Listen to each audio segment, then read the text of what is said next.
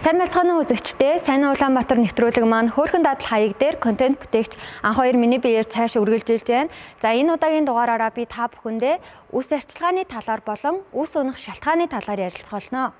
За хамгийн түрүүнд бүгдээрээ эрүүл үс гэж яг юу юм бэ гэдэг талаар ярилцъя. За хамгийн түрүүнд уян хатан тасардаггүй байх хэрэгтэй. Энэ нь өөрөө зөөлөн татхад амархан тасардаггүй. Дээрээс нь самнахад ширэлддэггүй, чийг болон уурэг тэнцвэртэй байхыг хэлж байгаа. За үүний дараагаар үсний уналт хэвийн хэмжээтэй байхыг хэлнэ. За хүний үс ерөнхийдөө өдөрт 50-аас 100 ширхэг унжаах бол хэвийн гэж үзэгддэг. Хэрвээ таны үс энээс илүү хэмжээгээр унжээвэл хэвийн үзэгдэл бишээ гэж ойлгож болох нэ. За үүний дараагаар мөн хуух маш чухал байгаа. Загтандаггүй, хаггүй, дээрэс нь хит их тослогддоггүй байх ёстой. За мөн өсний үзүүр салаалдаггүй, хуурайшдаггүй байх хэрэгтэй байгаа. За маш олон хүмүүсийн хувьд үс унах асуудалтай нүүр тулдаг шүү дээ. Тэгвэл үс унах шалтгаан нь яг юу юм бэ гэдэг талаар бүгдээрээ ярилцъя. За хамгийн түрүүнд стресснээс олж үс унах шалтгаан нь болдог ахна. За үүнд бол сэтгэл санааны дарамт болон нойр дутуу байх нь ордог ахна.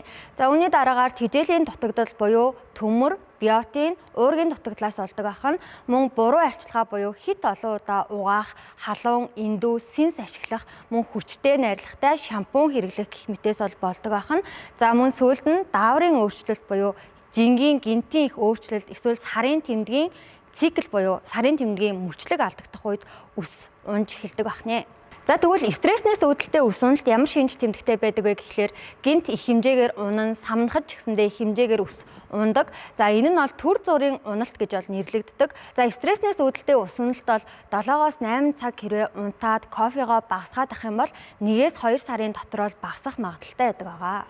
За үүний дараагаар нөгөө буруу бүтээгдэхүүнээс олж үс уналт үүсч болно гэсэн шүү дээ. Тэгвэл шампунь болон буруу арчилгаанаас олж үүссэн үс уналт яг ямар шинж тэмдэгтэй байдаг вэ гэхлээр угаасны дараа маш их хэмжээгээр самнаагүй байхад ч гэсэндээ үсээ татхад их хэмжээгээр унана гэсэн үг. Дээрээс нь дундаасаа ямар нэгэн шалтгаангүй байхад тасарч унах, толгой захтнах, гинт их хэмжээгээр хаг үүсэх гэх мэтээс олж үүсдэг ахна.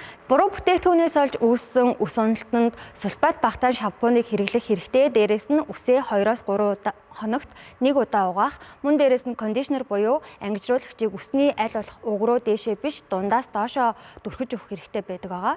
За мөн ус болон тэжээлийн дутагдлаас болж үүссэн үс уналт бол амархан тасардгаас гадна харахад ерөнхийдөө үс нь эрүүл бус, гялалзсан бус харагддаг. Дээрээс нь угаахад бөөнөрөө ундаг байгаа. За үүнд та өдөрт 1-2 литр усыг тогтмол уух, хоол хүнсэндээ бол өндөг, мах, самар гэх мэт орц найрлагыг бол түлхүү хэрэглэж өгөх хэрэгтэй. Ингэснээрээ 2-4 хоногт өөрчлөлт мэдрэгдэж эхэлдэг ахна. За үсний эрүүл байх хамгийн чухал зүйл бол мэдээж хуух байдаг. Та салонд очиод сардаа 1 удаа хуухаа эмчлүүлж авах хэрэгтэй. Хэрвээ та салонд очих боломжгүй болвол би танд DIY буюу гэрийн аргаар хэрхэн хуухаа цэвэрлэх талаар зааж өгье. За хүн болгоны гэрт бол алоe vera гэдэг бөөрөнхий савтай алоe байдаг. Тэрнээс та 2-3 халбыг хийгээд өөрийнхөө хэрэглэдэг сульфат багтаа шампунаасаа мөн 2-3 халбыг хийгээд хооронд нь хутгаад крем хэлбэрийн болгож өгнө гэсэн үг. За тэрхүү бэлтгэсэн кремээ норгосон хуухандаа түрхээд массажлангууд өөрөө аяанда нэлээд хөөс ялгараад эхэлнэ. За тэрхүү хөөсийг угаахгүйгээр хэрвээ танаа гэрттэй халдаг үсний малгай байх юм бол түүнийгээ хийж болно. Аль эсвэл байрны нөгөө зузаан альчуураа толгоогоороо ороогоод 15-аас 20 минут байлгаж өгнө. За хуухтай нэлээ их бохирдолтой байх юм бол үсэл хуах нэлээ их цагтандаг. За 15-аас 20 минутын дараа усаар зайлаад цэвэрлж өгөөд үүний дараагаар кондишнероо үсний үзүүртээ хэрэглээд өгч болно гэсэн үг.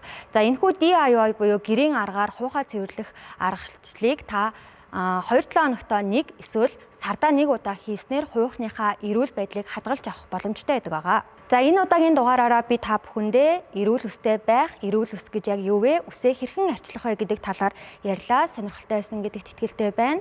Гоо сайхан болон арьс арчилгааны булангийн маань ивент тэтгэгч байгууллагаар Солонгосын Inari брэнд хамтран ажиллаж байгаа. Та бүхэндээ маш их баярлалаа. Сайн Улаанбаатар нэвтрүүлэг маань үргэлжилж байна. Нэвтрүүлэгтэйгээ хамт байгаарай. Баярлалаа, баяртай.